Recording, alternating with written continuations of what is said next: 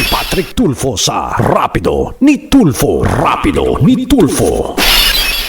Muna na ito nga medyo since bagong liderato binanggit mo na kasama tayo sa mga pagpaplano tungkol sa distribution ng mga pending pa na balikbayan boxes. Samantalahin ko na sir. Sir, isn't it yung tag cargo na nasa MICP, ang inaantay na lang kasi natin diyan yung turnover sa DMW. Matutuloy pa rin yun, di po ba, attorney? Matutuloy pa rin po yun. No? In fact, there's only one kahapon na yung review na lang ng Assessment and Operations Coordinating Group yung hinihintay.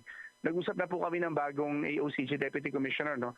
Si Attorney Ags Sobero. Ang maganda po dyan, si Attorney Ags is galing DTI.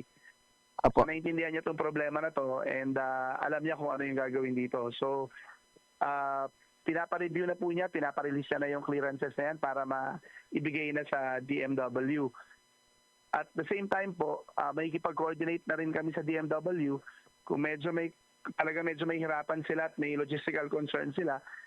Yung mga bagong kasama ho natin na galing Office of the Civil Defense, na kasama natin ngayon sa Bureau of Customs, is already coordinating with the Office of the Civil Defense para po makita if legally we can donate it to the OCD and OCD can distribute it. So dalawa po yung option natin ngayon para po mabilis yung pagdodonate at pagdidistribute ng ating mga balikbayan boxes. Especially sir, yung mga balikbayan, nahihiya na kami dun sa mga balikbayan box sa isang taon na. Opo. Mahigit isang taon na nandito pa, hindi pa na-distribute. And dahil dito sa mga legal issues na to at mga legal na impediments na to, nadi-delay pa din. So we want to pull our heads together and find a way para bigyan po ng solusyon yan.